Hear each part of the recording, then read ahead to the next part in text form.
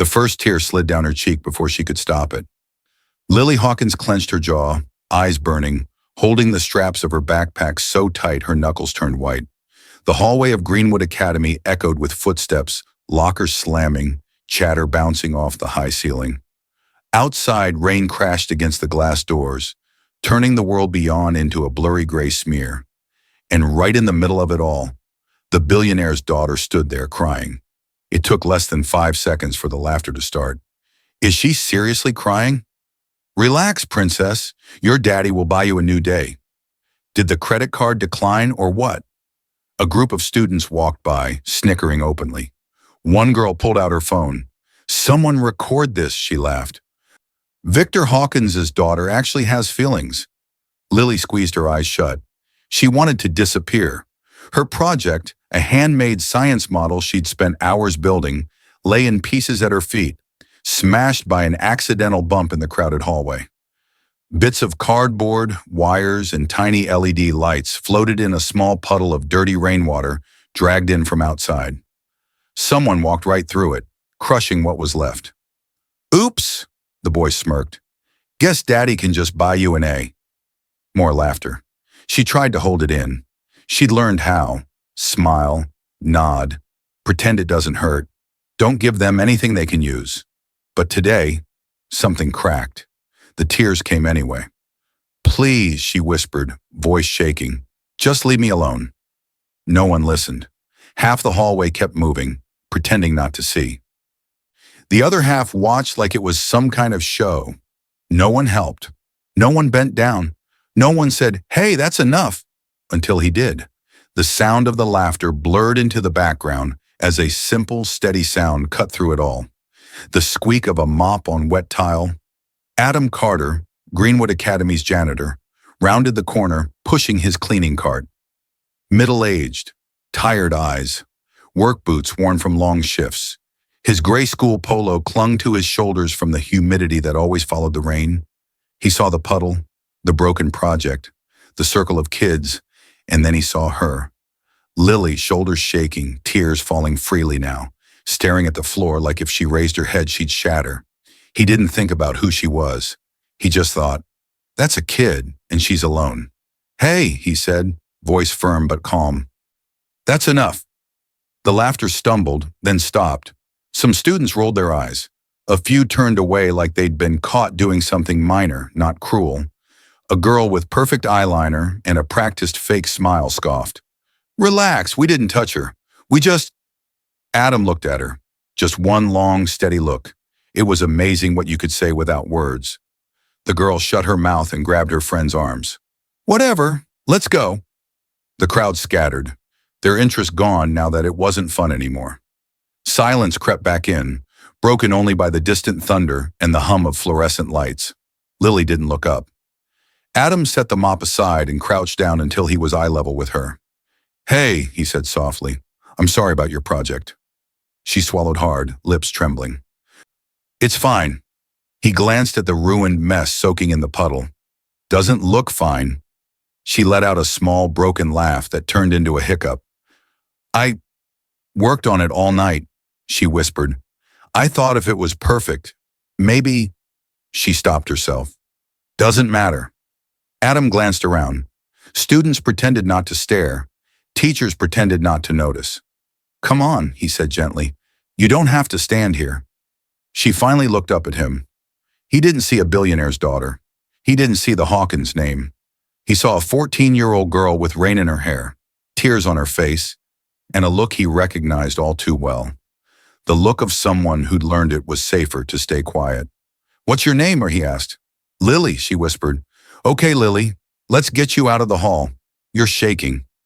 She looked down at her hands. She hadn't noticed how badly they were trembling until he said it. I'll get in trouble if I'm late, she said. I'll talk to your teacher, he replied. Come on. He held out a hand, not grabbing, not pulling, just offering. After a moment, she took it. Her fingers were freezing. He led her down the hallway as the rain beat on the windows, every step leaving a faint, wet footprint behind them. He opened the nurse's office with a key, flicked on the lights, and the room filled with the clean, sharp smell of antiseptic and cotton. Sit, he said, pointing to the white bed. She sat slowly, stiffly, like she was afraid to leave a mark. He grabbed a towel and handed it to her. Dry your hair before you catch a cold. She dabbed her face and hair nervously, like even using the towel wrong might be judged. Adam pulled out a small first aid kit. Knee okay? She looked down. A thin line of blood had streaked across her leg where she'd scraped it on the floor. It's fine, she said quickly. Fine doesn't usually bleed, he replied gently. May I? She hesitated, then nodded. He cleaned the scrape with practiced care. He'd done this before. For kids who fell during PE, for a teacher who slipped, for his own daughter, long ago, when she scraped her knees racing down a playground slide. The memory flickered across his mind, and he pushed it away. Not now. You know, he said casually, I've seen a lot of science projects in this place. That one looked pretty impressive. She swallowed. I built it myself, she whispered. I stayed up until 3. Why? He asked. You could have done something simple. Still would have gotten a grade. She stared at her hands. If it's not the best, she said quietly, it's not enough. He knew that voice. He knew that pressure. He'd grown up with it. He'd failed under it. He'd watched his own dad drown in it. Who told you that? He asked. She didn't answer. Outside, a car engine growled to a stop. The sound drifted faintly into the nurse's office. A black limousine. Adam glanced out the small window and saw it. Sleek, polished, cutting through the gray. The Hawkins car. Lily went completely still. He watched the color drain from her face. Is that? He started. My father, she whispered. Footsteps echoed down the hall. They weren't rushed. They weren't panicked. They were precise, controlled, like everything was under his command, even the floor he walked on. Victor Hawkins stepped inside the school, the principal trailing behind him, his posture somewhere between respect and fear.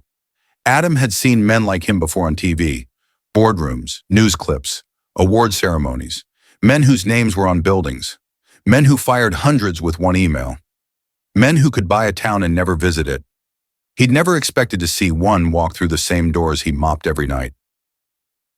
Mr. Hawkins, the principal said nervously, we, weren't expecting. I don't make appointments to check on my daughter, Victor replied. His voice was calm, flat. Where is she? Lily is in class, I believe, the principal lied. Lily's hand tightened on the edge of the bed, knuckles white. Adam watched Victor's face. His jaw ticked. His eyes scanned the hall like security cameras. Has anything happened today? Victor asked. No, sir, the principal said too quickly. Everything is fine. Fine. That word again. Victor stared for a second longer, then turned away. Have someone send her to the car when class ends. He walked back toward the entrance, the principal trailing after him. In the nurse's room, Lily exhaled like she'd been underwater. Adam closed the curtain and turned back to her. You don't want him to know you've been crying, he said quietly. She shook her head hard. I don't want him to know anything, she whispered. Not if it's not perfect. He sat on the chair opposite her. Lily, he said gently, being hurt isn't failure. She looked at him with eyes older than 14. In my house, she replied. It is. The rest of the day moved forward like nothing happened, but something had shifted. The next morning, the sky was still gray, but the rain had thinned to a mist. Students moved through the halls, same chaos, same noise, like the building itself didn't care who cried between its walls. In second period, while Adam changed a flickering light bulb, he heard whispers from a nearby classroom. One of the Hawkins maids called my mom, a boy bragged. Apparently he flipped when he heard Lily didn't answer her phone yesterday. Can you imagine having a dad like that? Another said. He probably tracks her like a GPS. I'd take the money and run, a third joked. Laughter followed. Adam tightened the bulb a little harder than necessary. Later, just before lunch, he pushed his cart past the girls' restroom and froze, crying. Soft, muted, familiar. He hesitated at the door. Everything okay in there? He called gently. No answer. The crying didn't stop. Lily, he tried. Still nothing. He opened the door just enough to see inside. 3 girls stood in a loose semicircle. Lily was backed against the sinks, clutching her backpack to her chest like a shield. "Why do you even care about a stupid project?" one girl sneered. "You could fail every class and still be fine." "Yeah," another added, "the rest of us actually have to try." "Are you crying again?" The third laughed quietly. "Careful, makeup might smudge. Daddy might think you're human." They weren't hitting her. They weren't shoving her. They were doing something worse, making her feel like she didn't have a right to hurt. Lily stared down at the floor, grip on her bag so tight it shook. "Hey," Adam said, stepping in fully. The girls turned. "This area is supposed to be empty during class," he said calmly. "You three should head back." One crossed her arms. "We're not doing anything wrong." "You're making someone feel small," he replied. "That's wrong enough." She scoffed. "You're just the janitor." The word hung there like a bad smell. Adam felt the sting, but he let it pass. "Yeah," he said, "and I'm telling you the floor's clean. Don't make it dirty again." The girls exchanged annoyed looks, grabbed their bags, and walked out. "Whatever," one muttered. "Have fun babysitting." When they were gone, the room felt bigger, quieter. Lily's shoulders slumped. "I'm okay," she said quickly. "They were just talking." "You don't look okay," he replied. She tried to force a smile and failed. It broke halfway through and turned into another tear. "Why do you keep helping me?" she whispered. "You could just walk past like everyone else." "Because I know what it looks like when a kid is pretending they're okay," he said. "And I know what it looks like when they're not." She wiped her eyes roughly with her sleeve. "You don't even know me." "No," he agreed, "but I know what it's like to have a dad people are scared of. And I know what it's like not to have a dad at all." He swallowed. "My daughter, she'd be your age now." She lifted her head slowly. "What? What happened to her?" "Cancer," he said quietly. 3 years ago." The room held its breath. "I used to work construction," he continued. "Long hours, good pay. I missed a lot of dinners, a lot of bedtimes. Thought I was doing the right thing. Thought providing was the same as parenting." He paused. "Then one day, there wasn't any more time to make up for." His voice thickened. He looked away. "I'd give anything to clean floors for the rest of my life if it meant I had just one more day with her," he said. "So if I see a kid hurting now, I don't walk away." Lily's eyes filled again, but it was a different kind of tears, softer, not just from her pain, but from his. "I'm sorry," she whispered. He shook his head. "You don't have to be sorry for my story. You're living yours."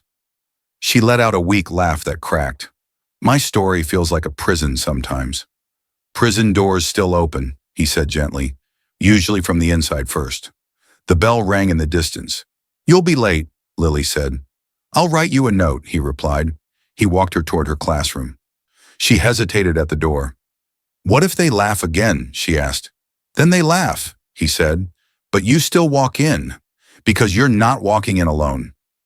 He gave her the note. She took a breath and stepped through the door. For a while, it seemed like maybe that would be it. A tough day, a kind moment, a small shift. But stories like this don't stop halfway. They build to something. By afternoon, clouds thickened again. Thunder rumbled far away. The air inside the school felt heavy, like it was waiting. Adam was changing the trash bags near the front office when he heard Ray's voices coming from inside. He wasn't the type to snoop, but the door was open, and the words hit him like cold water. "If my daughter is being harassed, I want names." Victor Hawkins. He stood in the principal's office, towering over the small desk. Suit collar open, tension visible even from the doorway. "We have a zero-tolerance policy," the principal began. "Policy doesn't protect my child," Victor cut in sharply. "People do." The principal flinched. "And yet," Victor continued, "my daughter went home yesterday with swollen eyes and a broken project. No incident report, no teacher notification, nothing." His jaw clenched. "Do you know how I found out? I heard her crying through the wall." The principal looked down ashamed. I didn't know it was that serious," he murmured. "That's the problem," Victor replied. "You didn't know." Adam stepped back quietly, not wanting to be seen. He bumped into someone turning the corner. "Lily." She almost slammed into his chest, books clutched tightly. "Sorry," she muttered, then realized who it was. "Oh, it's you. You all right?" he asked. She shook her head. "He knows," she whispered. "Someone must have told him." "You didn't?" he asked. "I never do," she said. "If I tell him people are awful, he gets worse. He makes calls. People get into trouble. Every problem becomes a war. And I'm the battlefield." They both flinched as the principal's door opened. Victor stepped out. His eyes landed on Lily. For a second, just a second, Adam saw something raw in them. Worry, fear, not of embarrassment, but of losing her. "Lily," Victor said. "Office, now." Her spine straightened. Her face wiped clean. She put on a mask so fast it hurt to watch. "Yes, father." She followed him in. The door shut behind them. Adam stood there, heart pounding for reasons he didn't fully understand. Voices inside, not shouting, not yet, but tight. Sharp. He walked away because there was nothing he could do without crossing a line. 15 minutes later, Lily stumbled into the hallway and sank onto a bench. Her shoulders shook, but her eyes were dry. That scared him more than the tears. He approached carefully. "Lily!" She looked up at him with a hollow expression. "He says he's pulling me out if one more thing happens," she said. "No more group work. No more projects. No more staying after. Straight home. Straight back." She laughed bitterly. "He thinks that's protection. It feels like punishment." Adam sat beside her, not too close. "You told him what happened?" "I tried," she said. "He got so angry I stopped." "Angry at you?" "At everything," she replied. "At the school, at the kids, at the world, but never at himself." She leaned back against the wall, staring at the ceiling. "He asked who helped me," she said. "I told him it was just a staff member. He wanted to know who. I didn't tell him." Adam frowned. "Why not?" "Because if he knew," she whispered, "he'd come after you too." A heavy beat passed. "In his head, I'm always one decision away from danger," she said. "So he tightens the cage. Every time I cry, the bars get closer." The words hit him in the gut. He remembered hospital machines, his daughter's hand in his, the way he'd wanted to pick her up and run away with her, as if love alone could outrun disease. He hadn't been able to protect his child from the one thing he couldn't control. And here was a man trying to protect his child from everything, except his own hardness. The final bell rang, dragging everyone back into motion. Students poured into the hallway. Someone bumped Lily's shoulder. Her book slipped from her hand and scattered on the floor. A few kids stepped around them. One stepped over. None bent down, until Adam did. He picked up the books quietly and handed them to her. "Thanks," she murmured. "You know," he said, "my daughter used to tell me something. She said, 'Dad, you can't bubble wrap my heart.' I used to hate it when she said that. I wanted to anyway." He smiled sadly. "Maybe your father's trying to bubble wrap you in his own way." "It hurts," Lily whispered. "Sometimes protection becomes a wall," he said, "and sometimes someone has to knock on it loud enough for the person behind it to hear." He didn't know then that it would be him. He found out the next day, third period. The clouds finally broke, sunlight spilling through every window, turning puddles on the floor into small mirrors. Adam was wheeling his cart down the main hallway when every conversation, every laugh, every noise suddenly dipped. You could feel it when someone powerful walked into a space that wasn't built for them. The front doors opened. Victor Hawkins stepped in, not in a rush, not in anger, in something colder, in tension. The principal hurried to greet him. "Mr. Hawkins, where is she?" Victor asked. His voice wasn't loud, but it carried. "Lily should be in class, Renouy," the principal said. "I can have her." "No," Victor interrupted. "I want to see her, now, and I want to know exactly what is happening inside this building that my own daughter is too scared to tell me." Teachers peeked out of classrooms. Students pretended to be at their lockers, ears straining. Adam froze near the end of the hall. One classroom door opened halfway. Lily stepped out, confusion and worry tangled on her face. "Dad?" she said. That one word pulled every eye. Victor looked at her. He didn't see tears. She'd made sure of that. He saw silence. He'd taught her that. "Come here," he said. She walked toward him nervously, hands clasped.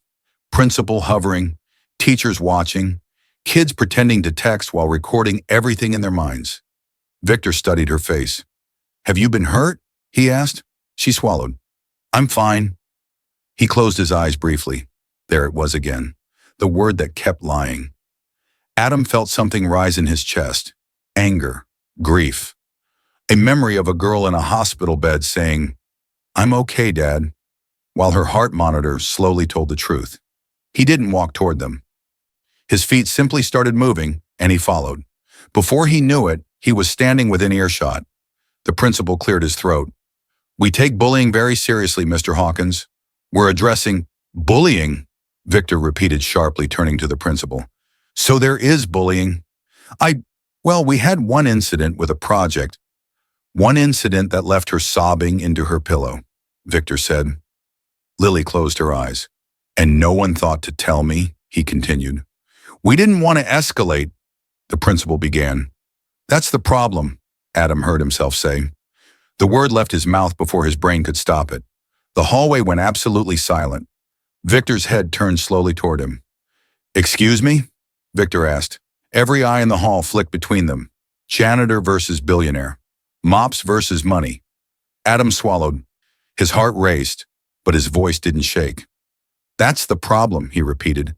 "Everyone's too afraid to tell you the truth, including her." Lily's breath hitched. Victor's expression iced over. "And you are?" he asked, the words clipped. "Adam," he replied. "I work here."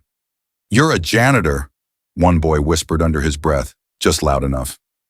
Adam heard. So did Victor. "So the janitor thinks he understands my daughter better than I do?" Victor said. Adam held his gaze. "No," he said. "I think the janitor actually sees her." Murmurs rippled through the crowd. Victor stepped closer. "You're overstepping," he said quietly. "You don't speak to me about my child." Lily flinched and grabbed Adam's sleeve without realizing it. That small movement said everything. Victor's eyes dropped to her hand. "She's scared," Adam said. "She's my daughter," Victor snapped. "And she's drowning," Adam replied. "But you're too busy blaming the water to notice she can't breathe." A teacher gasped softly. Lily whispered, "Please, don't." Victor looked between them, between the man in the faded polo shirt and the girl with his eyes in her mother's mouth. "How dare you?" he started. "Dad," Lily said suddenly, voice shaking, but loud enough to cut through everything. The word "dad" stopped him more than anything Adam could have said. She stepped forward, still gripping Adam's sleeve with one hand. "You want the truth?" she said. "Here it is." Her legs trembled, but she stayed standing. "The kids make fun of me," she said, "because of you. Because you're rich, because they think I don't deserve to cry. They call me princess. They tell me my feelings don't matter because of how much money you have." Her voice wobbled, but she kept going. "They broke my project. They laugh when I walk by. And I don't tell you. Do you know why?" Victor's throat worked. "Because you're scared, Because every problem becomes a war," she said. "You don't listen. You attack. And then everyone hates me more. So I keep it inside. I smile in your car. I say I'm fine. Because being perfect is the only way I know how to keep you calm." A tear slid down her cheek. The hall was still enough to hear the hum of the lights. "I'm not scared of your anger at them," she whispered. "I'm scared of your disappointment in me." The words hit like a hammer. Victor's shoulders sank, just a fraction. "I thought I was protecting you," he said softly. "You were protecting your idea of me," she replied. "Not me." He stared at her. For the first time in a long time, his face wasn't hard stone. It was lost. He looked at Adam. "You said she's drowning," he murmured. "I thought I was building her a fortress." Adam's eyes softened. "Sometimes fortresses are just prettier cages," he said. Victor closed his eyes briefly. When he opened them, something had changed. He didn't look at Adam with anger now. He looked at him with something that scared him more. Recognition. "What would you have done," Victor asked quietly, "if she were your daughter?" Adam's breath caught. He thought of hospital sheets, of last breaths, of what he would give for another chance. His voice was quiet when he spoke. "I'd hold her," he said, "and I'd listen. I'd listen until my ears hurt. I'd care more about her broken heart than about who broke her project. Victor stood there, the billionaire and the janitor, the father who still had a child and the one who didn't. Then slowly he turned to Lily. He didn't tell her to stand up straight. He didn't tell her to stop crying. He didn't ask who did what. He just opened his arms. She stared for a second, surprised. Then she stepped into them, like a dam finally breaking. He held her, really held her. No watch checking, no phone buzzing, no half lean, just a father hugging his daughter in the middle of a school hallway while the world watched. "I'm sorry," he whispered into her hair. "I'm so sorry, Lily." Her fingers clutched his suit jacket. "I don't want to be perfect," she sobbed. "I just want to be yours without earning it every day." His shoulders shook once. "You've always been mine," he said. "I'm the one who's been trying to earn you, by making you into something I thought would survive this world." He pulled back just enough to look at her. "I forgot you're not a business," he said. "You're my child." Tears shone in his eyes. Someone's phone recording quietly lowered. A few kids looked away, ashamed of the laughter from earlier. Victor turned to Adam. "I owe you an apology," he said. Adam shook his head. "You don't owe me anything." "Yes," Victor replied. "I do. You told me the truth about my daughter. You did what I paid a school, a principal, and a building full of professionals to do, but didn't." He extended a hand.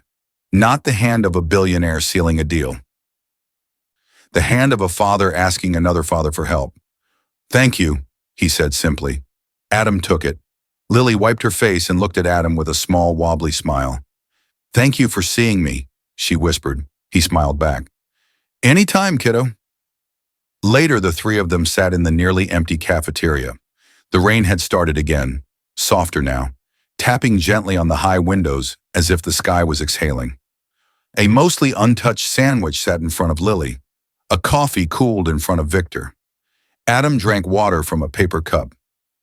"I was 11 when my dad told me crying was weakness," Victor said quietly. 15 when he told me love was a distraction. 19 when he told me if I ever failed, I'd stop being his son. He looked at Lily. "I spent my whole life trying not to fail him. And in the process, I failed you." Lily shook her head. "I know you love me." "I love you wrong," he replied, "with pressure, with fear, with control. I thought that was the only way to keep you safe." Adam spoke softly. "My daughter loved drawing," he said. "I told her to think about practical careers. She drew anyway." He smiled faintly. "One night she told me, 'Dad, I don't need you to protect me from failing. I need you to be there if I do.'" He stared at the table for a moment. "I never forgot that," he whispered. Victor nodded slowly, understanding more than he wanted to. He turned to Lily. "From now on," he said, "I'm going to try to be there. Not just when things go wrong. Not just when I'm angry. When you're happy. When you're sad. When you're human." A tiny laugh escaped her. "That might take practice," she said. He gave a shaky smile. "I'm willing to practice." He glanced at Adam. "If you're willing to help me," he added. Adam blinked. "Me?" "You've already helped more than you know," Victor said. "You saw what I missed. You listened when I didn't. Come by the house this weekend. I'd like to discuss something more steady, something where you're not just cleaning our floors." Adam hesitated. "I don't need charity," he said. "I'm not offering charity," Victor replied. "I'm asking for help. From one father to another." Something in the way he said it made it clear. This wasn't a billionaire hiring a janitor. This was a dad trying not to repeat his father's mistakes. Adam nodded slowly. "I'll think about it," he said. Lily smiled. "I hope you say yes," she said. "School feels different when I know someone here actually sees me." He looked at her, and for just a second he saw his own daughter's eyes in hers. "I'll be around," he replied. That afternoon, when the final bell rang and students flooded out into the rain, the laughter sounded different, softer around the edges, less cruel. Some kids glanced at Lily and looked away ashamed. One girl hesitated, then walked up. "Hey," she said awkwardly, "I shouldn't have laughed yesterday, or today. Your project was actually really cool." Lily blinked. "Thanks," she said quietly. The girl nodded and walked off, cheeks pink. Victor stood by the car, umbrella in hand, but this time when Lily reached him, he didn't just gesture for her to get in. He opened the door, then paused. "Want to talk about your day on the drive?" he asked. She smiled, small but real. "Yeah," she said. "I do." She slid in. Before Victor followed, he turned to Adam, who was locking up the side entrance. "Adam," he called. Adam looked up. "I can't change the father I've been," Victor said. "But because of you, I can change the father I will be." Adam shrugged lightly. "That's all kids really ask," he said. "Not perfection, just change." Victor nodded once, then got into the car. As the limo pulled away, rain streaks blurring the view, Lily looked back through the window and lifted her hand in a small wave. Adam waved back, standing in his worn boots on the wet concrete, mop in the closet, heart unexpectedly lighter. He walked home that night under a sky that finally began to clear, whispering a quiet thought to the girl he once tucked into bed and never got to wake again. "I couldn't fix everything for you," he murmured, "but I helped fix something for her." A breeze brushed his face, gentle and warm. He liked to think that somewhere, somehow his daughter knew. Her dad had finally learned how to be the kind of father he wished he'd always been, even if it was for someone else's little girl. And in that long, rainy school hallway, where one billionaire's daughter once stood crying while everyone laughed, a single dad had stepped forward, and nothing for any of them was quite the same again.